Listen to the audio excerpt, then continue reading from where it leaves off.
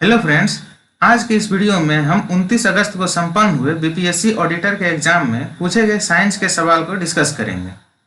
तो चलिए स्टार्ट करते हैं।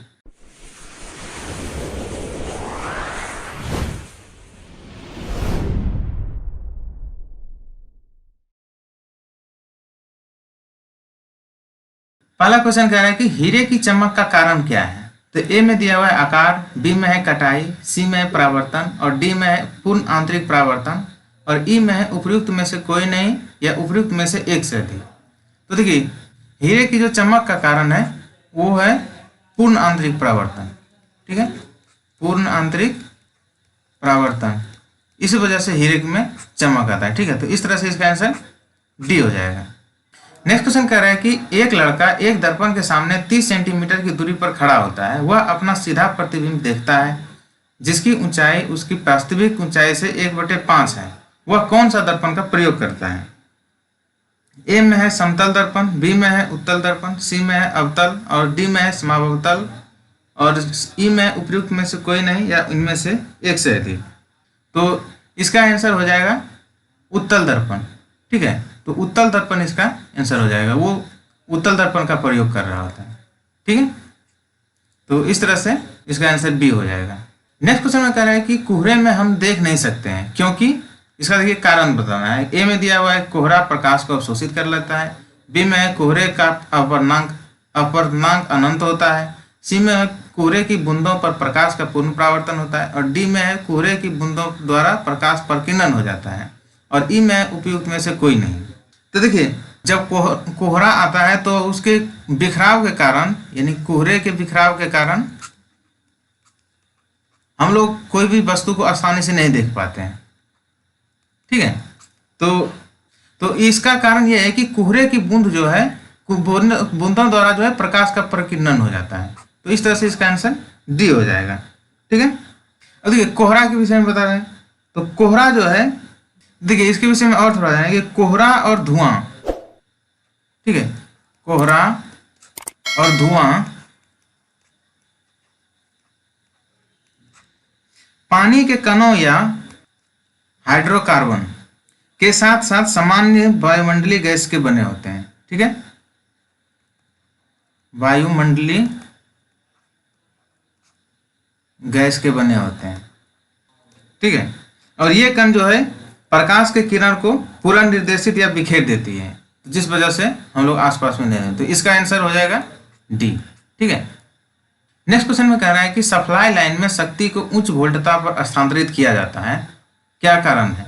तो ए में दिया है अधिक शक्ति के स्थानांतरण हेतु, बी में है शक्ति क्षय को कम करने हेतु, डी में है अधिक धारा प्रवाह हेतु, सी में है अधिक धारा प्रवाह हेतु और डी में है शक्ति क्षय को न्यूनतम करने हेतु और ई में है उपयुक्त में से कोई नहीं या उपयुक्त में से एक से अधिक। तो देखिए इसका आंसर बी हो जाएगा कि शक्ति के क्षय कम करने हेतु। तो इस तरह से इसका आंसर बी हो जाएगा। नेक्स्ट क्वेश्चन में कह रहा है कि एक फ्यूज तार की धारा क्षमता निर्भर नहीं करती है। तो किस किस पर निर्भर नहीं करती है। तो ए में दिया हुआ है तार की लंबाई पर, बी में है तार की परिधि पर, सी में है तार के पदार्थ पर और डी में है प्रवाहित धारा पर। तो देखिए यहाँ पूछ रहा है कि किस पर निर्भर नहीं करती है। तो देखिए फ्यूज का तार जो है निर्भर किस पर करता है। तो फ्यूज का तार जो है निर्भर करता है तार की परिधि पर, दूसरे शब्दों में कहें कि तार की मोटाई पर। ठीक है, और दूसरा होता है तार के पदार्थ, यानी किस पदार्थ का तार बना हो। ठीक है, लेकिन यहाँ पूछ रहा है कि धारा क्षमता निर्भर नहीं करती है। तो इसका ए पे लंबाई पे निर्भर नहीं करती है और दूसरा है प्रवाहित धारा पर निर्भर नहीं करती है। तो इस तरह से इसका ऑप्शन ई, आंसर ई हो जाएगा। ठीक है, नेक्स्ट क्वेश्चन कर रहा है कि तापमान बढ़ाने हेतु धातु की वैद्युत चालकता घटती है क्योंकि ए में है तापमान बढ़ने से इलेक्ट्रॉन की ऊर्जा बढ़ती है, बी में दिया हुआ है गर्म करने पर ऊर्जा बढ़ती है, सी में दिया है उच्च तापमान पर धातु के परमाणु अधिक कंपन करते हैं, डी में है धातुओं का विशिष्ट ऊष्मा कम होती है, ई में है उपयुक्त में से कोई नहीं या इनमें से एक से अधिक। तो देखिए इसका जो है तापमान बढ़ाने पर विद्युत की चालकता घटती है, ये तो हम लोग जानते हैं। ठीक है, विद्युत की चालकता घटती है, लेकिन क्यों, कैसे घटती है या क्यों घटती है, इसका कारण इसमें पूछ रहा है। तो देखिए क्योंकि चालक में इलेक्ट्रॉनों की संख्या, यानी मुक्त इलेक्ट्रॉन इसको कह सकते हैं, मुक्त इलेक्ट्रॉनों की संख्या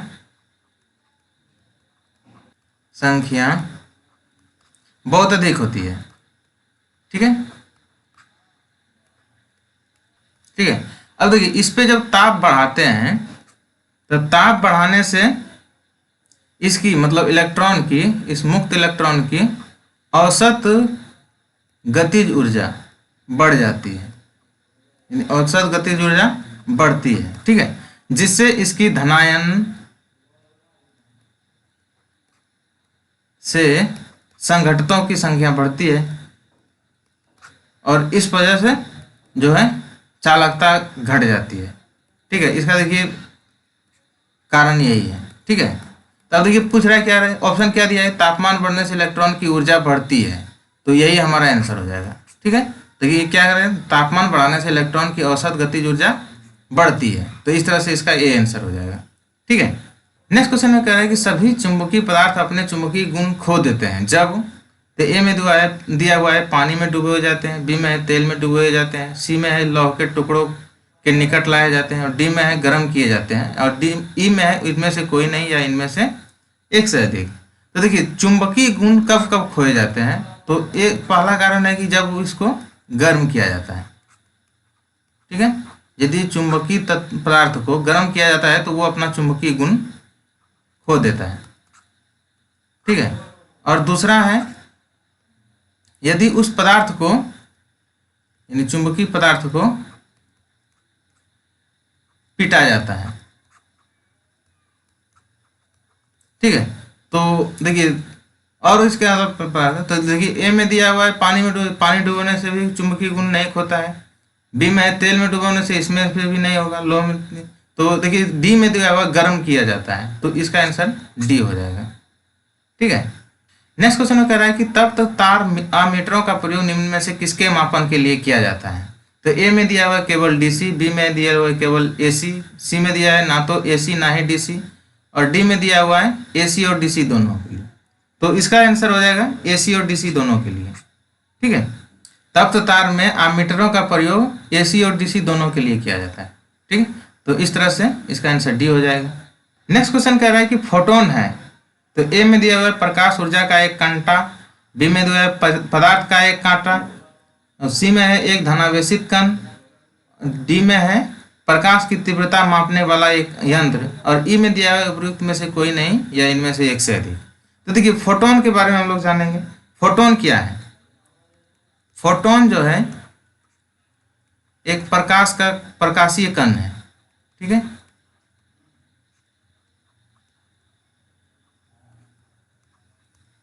ठीक है, जो निर्वात में गति करता है।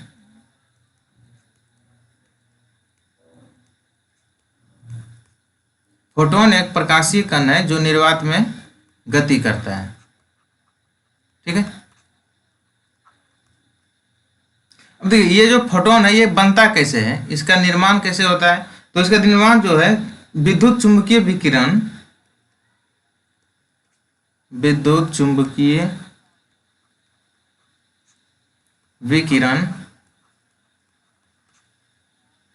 को एक बिंदु से दूसरे बिंदु तक स्थानांतरित करने से इसका निर्माण होता है। ठीक है, तो फोटोन का निर्माण कैसे होता है, विद्युत चुंबकीय विकिरणों को एक बिंदु से दूसरे बिंदु तक लाने में किया जाता है। ठीक है, अब देखिए इसके बारे में थोड़ा और हम लोग जानेंगे। ये जो है फोटोन जो है वो द्रव्यमानहीन होता है, इसका कोई द्रव्यमान नहीं होता है। ठीक है, इसका द्रव्यमान शून्य होता है और जहां तक इसमें आवेश किस तरह का रहता है, तो ये आवेश विहीन होता है, इसमें ना तो ये धनायन होते हैं ना ही ऋणायन होते हैं, ये जो है आवेश विहीन होते हैं। ठीक है, अब देखिए ऑप्शन में क्या किया जा रहा है, एक प्रकाश ऊर्जा का कांटा है, पदार्थ का कांटा है, पदार्थ नहीं है ये हम लोग जानते हैं क्योंकि फोटोन जो है ये प्रकाश का कण है, धनावेशित है बिल्कुल नहीं है ये, देखिए यहाँ पर हम आवेश विहीन है, पदार्थ के यंत्र मापने वाला, तो इस तरह से ये भी नहीं होगा, तो इस प्रकार इसका आंसर ए हो जाएगा, ये प्रकाश ऊर्जा का एक कण है। ठीक है, नेक्स्ट क्वेश्चन में कह रहा है कि रेडियो सक्रियता दर्शाने वाला हल्का तत्व है, तो ए में दिया हुआ हाइड्रोजन, बी में है ड्यूट्रॉन, सी में है टाइटेरियम, डी में है हीलियम और ई में है उपयुक्त में से कोई नहीं या इनमें से एक से अधिक। तो रेडियो सक्रियता दर्शाने वाले हल्का तत्व जो है वो ड्यूटेरियम है। ठीक है, तो इस तरह से इसका आंसर बी हो जाएगा। नेक्स्ट क्वेश्चन में कह रहा है कि भारत में पाए जाने वाला टाइटेनियम युक्त खनिज, देखिए यहाँ क्या है, टाइटेनियम युक्त खनिज। टाइटेनियम युक्त खनिज कौन सा है? तो ए में है बॉक्साइट, बी में है डोलामाइट, सी में है चाक्लोपाराइट, डी में है इमेलनाइट और ई में दिया हुआ इनमें से कोई नहीं या इनमें से एक से अधिक। तो बॉक्साइट तो ये तो एल्युमिनियम का अयस्क है, तो इसका आंसर हो जाएगा डी इम्लेनाइट। इम्लेनाइट, ठीक है, इम्लेनाइट जो है ये टाइटेनियम युक्त खनिज है। तो इस तरह से इसका आंसर डी हो जाएगा। नेक्स्ट क्वेश्चन में कह रहा है कि किस एंजाइम की उपस्थिति में ग्लूकोज या फ्रुक्टोज C2H5OH में परिवर्तित हो जाता है? देखिए ग्लूकोज या फ्रुक्टोज जो है वो C2H5O में परिवर्तित किस एंजाइम के उपस्थिति में होता है? तो ये जो है इसका आंसर हो जाएगा जाइमेज। जाइमेज एंजाइम के उपस्थिति में ग्लूकोज जो है ये C2H5OH में परिवर्तित हो जाता है। ठीक है, तो इस तरह से इसका आंसर बी हो जाएगा। नेक्स्ट क्वेश्चन में कह रहा है कि जिलेटिन का बहुधा उपयोग आइसक्रीम बनाने में क्यों किया जाता है? तो ए में है कोलाइड बनने से रोकने में, बी में है कोलाइड को अस्थायी करने तथा क्रिस्टिकल बनने से रोकने में, सी में है मिश्रण को अस्थायी करने में, डी में है सुगंधित करने में और ई में ऑप्शन में दिया हुआ है इनमें से कोई नहीं या उनमें से एक से अधिक। तो जिलेटिन का प्रयोग आइसक्रीम बनाने में इसलिए किया जाता है ताकि ये कोलाइड को अस्थायी करके और क्रिस्टल को रोक सके, क्रिस्टलीकरण को रोक सके। ठीक है, क्रिस्टलीकरण को रोक सके। ठीक है, तो इस तरह से इसका आंसर बी हो जाएगा। नेक्स्ट क्वेश्चन में क्या है कि निम्न में से कौन सा एक कोलाइड नहीं है?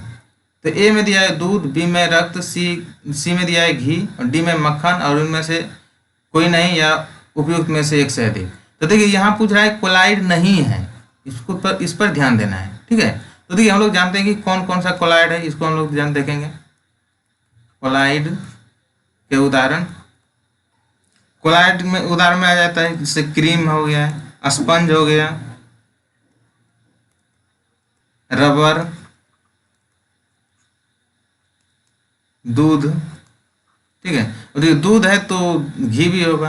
ठीक है, मक्खन दिया हुआ है, तो रक्त जो है ये कोलाइड नहीं है। तो इस तरह से इसका आंसर बी हो जाएगा। अब देखिए कोलाइड के विषय में जानते हैं क्या है, इसके बारे में हम लोग जानेंगे। कोलाइड विलयन एक विसमांगी निकाय है। यह दो प्रस्थाओं से बना होता है। ठीक है, पहला कौन कौन सा है? पहला है प्रत्यक्षिक अवस्था, परिक्षिप्त अवस्था, परिक्षिप्त अवस्था जैसे कि विलय, इसमें विलय आता है। ठीक है, और दूसरा है परिक्षेपण।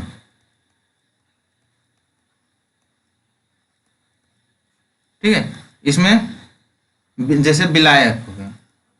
ठीक है, देखिए इस पर थोड़ा और ध्यान दें तो कोलाइड कणों का आकार जो है, कोलाइड कणों का आकार 1 नैनोमीटर से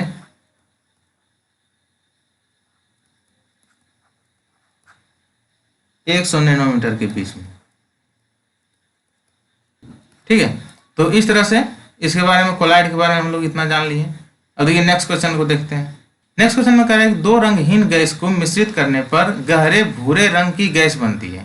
किस रंग की? गहरे भूरे रंग की गैस बनती है। तो ये दोनों गैसें कौन कौन सी हैं? तो ये दोनों गैसें जो है वो है NO और O2। ठीक है, तो इस तरह से इसका आंसर सी हो जाएगा। मतलब दो रंगहीन गैसों को मिश्रित करने पर एक नए रंग के गैस का निर्माण होता है, वो होता है NO और O2। ठीक है, तो इस तरह से इसका आंसर सी हो जाएगा। नेक्स्ट क्वेश्चन में कह रहा है कि निम्न में से किसका क्वथनांक सबसे अधिक होता है? ठीक है, ए में दिया है H2O, बी में है H2S, सी में दिया है H2SC, डी में है H2TE और ई में है इनमें से कोई नहीं है इनमें से एक से अधिक। ठीक है, तो देखिए सबसे पहले हम लोग ये देखेंगे कि H2O क्या है, H2S क्या है। ठीक है, तो देखिए H2O जो है ये तो जल है, आप लोग इसके बारे में तो जानते हैं, ठीक है। और इसका जो है क्वथनांक जो है, चूंकि यहाँ पर क्वथनांक पूछ रहा है, क्वथनांक इसका है 99.947 डिग्री सेल्सियस, ठीक है। और ये बी में दिया हुआ है H2S, इसका नाम जो है ये, इसका नाम है हाइड्रोजन सल्फाइड। ये हाइड्रोजन सल्फाइड है और इसका क्वथनांक जो है ये है -60 डिग्री, ठीक है, -60 डिग्री। सी में है, इसको हम लोग हाइड्रोजन सेलेनाइड कहते हैं, ठीक है, ठीक है। और इसका क्वथनांक जो है ये -41.25 डिग्री सेल्सियस, ठीक है। और डी में देखिए ये है H2T, इसको हम लोग हाइड्रोजन टेल्यूराइड, हाइड्रोजन टेल्यूराइड, इसको हम लोग हाइड्रोजन टेल्यूराइड के नाम से जानते हैं, ठीक है। और इसका क्वथनांक जो है ये है -2.2 डिग्री सेल्सियस, ठीक है। तब देखिए पूछ रहा है क्या कि सबसे अधिक क्वथनांक किसका है, तो सबसे अधिक क्वथनांक देखिए यहाँ पर है 99.947, यानी जल का क्वथनांक सबसे अधिक होगा, तो इसलिए इस तरह से इसका आंसर ए हो जाएगा। और देखिए यदि यही पूछा जाए कि गलनांक सबसे अधिक किसका है, तो गलनांक भी जल का ही होगा। और इसका देखिए गलनांक हम लोग देख लेते हैं कि गलनांक किसका है, कितना है, ठीक है। तो जल का गलनांक जो है ये है 0 डिग्री सेल्सियस, ठीक है। हाइड्रोजन सल्फाइड का गलनांक -85 डिग्री सेल्सियस, ठीक है। हाइड्रोजन सेलेनाइड का गलनांक -65.73 डिग्री सेल्सियस, ठीक है।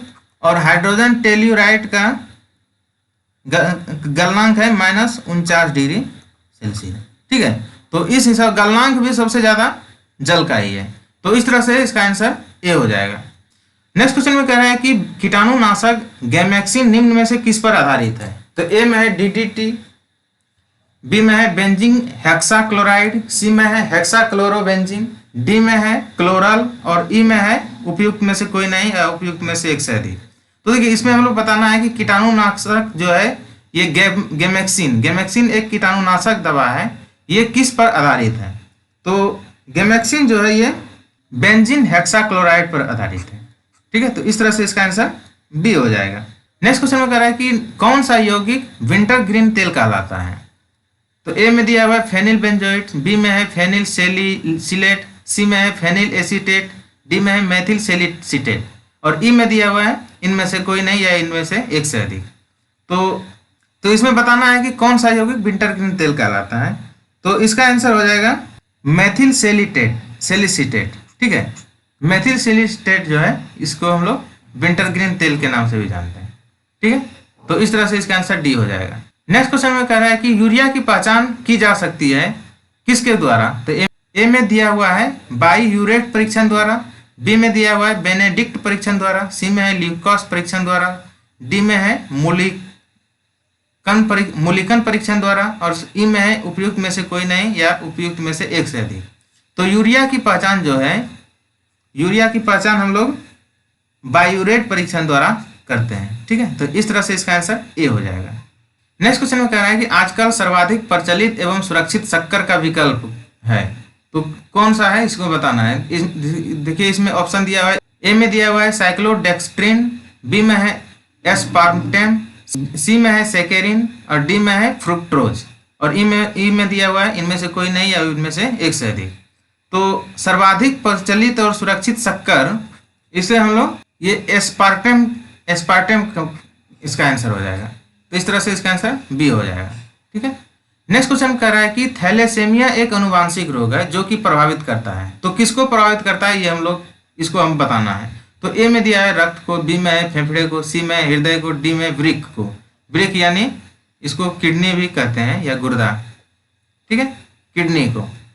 तो किसको प्रभावित करता है और ई में उपयुक्त में से कोई नहीं या इनमें से एक से अधिक, ठीक है। तो देखिए थैलेसेमिया जो है ये रक्त को प्रभावित करता है, ठीक है, तो इस तरह से इसका आंसर ए हो जाएगा। अब देखिए थैलेसेमिया क्या है, इसको इसमें क्या होता है इसके बारे में हम लोग जानेंगे। तो थैलेसेमिया रोग में इसमें होता है क्या कि इसमें ऑक्सीजन वाहक प्रोटीन, इसमें जो है ऑक्सीजन वाहक प्रोटीन सामान्य से कम हो जाता है। ठीक है, तो और थैलेसेमिया एक तरह से एक अनुवांशिक रोग है। ठीक है, तो इस तरह से इसका आंसर ए हो जाएगा। नेक्स्ट क्वेश्चन में कह रहा है कि एंटामीबा हिस्टोलिटिका का संक्रमण अवस्था होती है। तो ए में दिया हुआ है टार्फिक ए में दिया हुआ है टार्फिक प्रकार, बी में है परिपथ पुटी, सी में है स्पोरोजोइट, डी में दिया हुआ है माइन्यूटा प्रकार और ई में है उपयुक्त में से कोई नहीं या इनमें से एक से अधिक।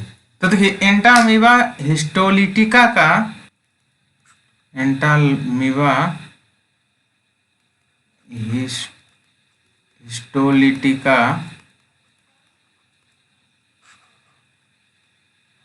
का संक्रामक अवस्था होता है। इसका संक्रामक अवस्था होता है टेट्रान्यूक्लिएटेड सिस्ट। ठीक है, तो देखिए इसका संक्रामक अवस्था होता है टेट्रान्यूक्लिएटेड सिस्ट। ठीक है, अब देखिए तो ये देखिए ये ऑप्शन इसमें से किसी में नहीं है, तो इस तरह से इसका आंसर ई हो जाएगा। ठीक है, अब देखिए ये संक्रामक होता कैसे है। ठीक है, तो इसका जो है संक्रमण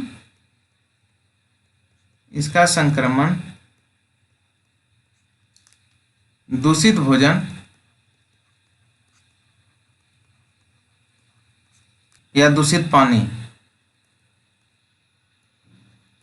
के सेवन से होता है, यानी पानी के द्वारा होता है। ठीक है, तो इसका संक्रमण जो है दूषित भोजन या पानी के द्वारा होता है। ठीक है, तो इस तरह से इसका आंसर ई हो जाएगा। आप लोग इस शब्द को इसको याद कर लीजिए, टेट्रान्यूक्लिएटेड सिस्ट। ठीक है, इसको नोट कर लीजिए। नेक्स्ट क्वेश्चन में कह रहा है निम्न में से कौन सा एक सत्य उभयचर जंतु नहीं है। तो ए में है कछुआ, बी में है मेढक, सी में है टोड, डी में है सैलामेंडर और ई में है उपयुक्त में से कोई नहीं या इनमें से एक से अधिक। तो सत्य उभयचर जंतु नहीं है, तो इसका आंसर हो जाएगा कछुआ। ठीक है, तो इस तरह से इसका आंसर ए हो जाएगा। नेक्स्ट क्वेश्चन में कह रहा है कि वह कौन सा ऐसा प्राणी है जिसमें रक्त नहीं होता परंतु वह श्वसन करता है। तो ए में है तिलचट्टा, बी में है मछली, सी में हाइड्रा, डी में है केचुआ और ई में इनमें से कोई नहीं या एक से अधिक। तो देखिए तिलचट्टा एक ऐसा प्राणी है इसमें रक्त नहीं होता है। ठीक है, लेकिन वो श्वसन करता है। ठीक है, तो इस तरह से इसका आंसर ए हो जाएगा।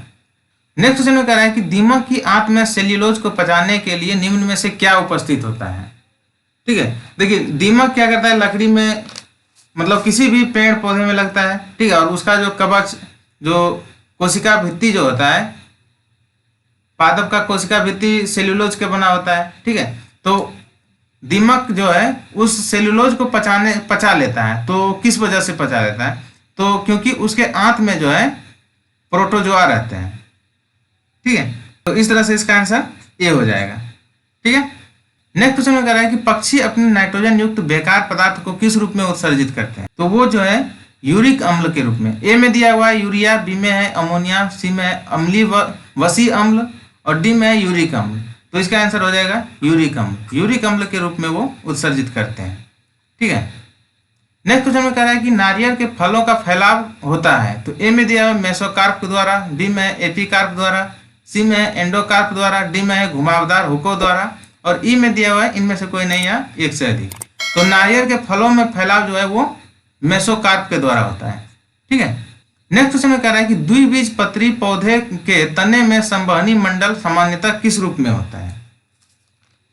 तो ए में दिया हुआ है रेडियल, बी में है एकाग्र, सी में है संपार्श्विक, डी में है सनकी और ई में है उपयुक्त में से कोई नहीं या इनमें से एक से अधिक। तो देखिए द्विबीज, इसके विषय में हम लोग थोड़ा जान लेंगे। द्विबीजपत्री जो है, द्विबीजपत्री पौधे में जाइलम और फ्लोएम के बीच में कैम्बियम होता है। ठीक है,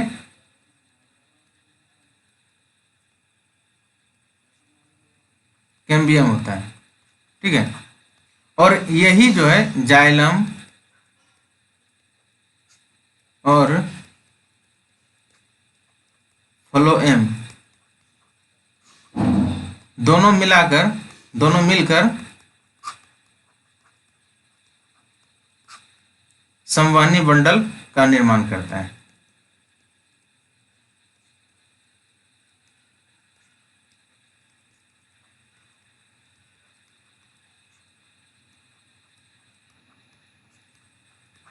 ठीक है, तो देखिए इसमें ऑप्शन में ए में है रेडियल, बी में एकाग्र, सी में सब। तो कैम्बियम कहीं नहीं ऑप्शन है, ना ही जाइलम है, ना ही फ्लोएम, तो इस तरह से इसका आंसर ई हो जाएगा ऑप्शन। ठीक है, यदि यही दिया रहता कैम्बियम तो इसका आंसर कैम्बियम हो सकता था, लेकिन ये दिया नहीं है, तो इस तरह से इसका आंसर ई हो जाएगा। नेक्स्ट क्वेश्चन में कह रहा है कि क्लोरोसिस उत्पन्न होता है जब पौधों को उगाया जाता है। देखिए तो पूछ रहा है कि क्लोरोसिस कब उत्पन्न होता है, जब वो पौधों को उगाया जाता है। यानी ए में दिया हुआ अंधेरे में, या फिर बी में दिया हुआ है छाया में, सी में है प्रकाश में, और डी में है लौ रहित माध्यम में, और ई में है इनमें से कोई नहीं है, इनमें से एक से अधिक। तो देखिए सबसे पहले हम लोग क्लोरोसिस के बारे में समझेंगे, क्लोरोसिस के बारे में हम लोग जानेंगे। तो देखिए क्लोरोसिस आमतौर पे तब पैदा होता है, तब उत्पन्न होता है जब पत्तियों में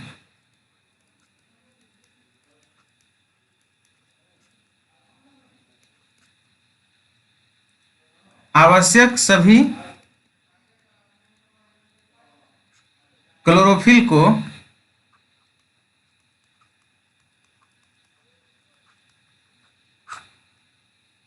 संश्लेषित करने की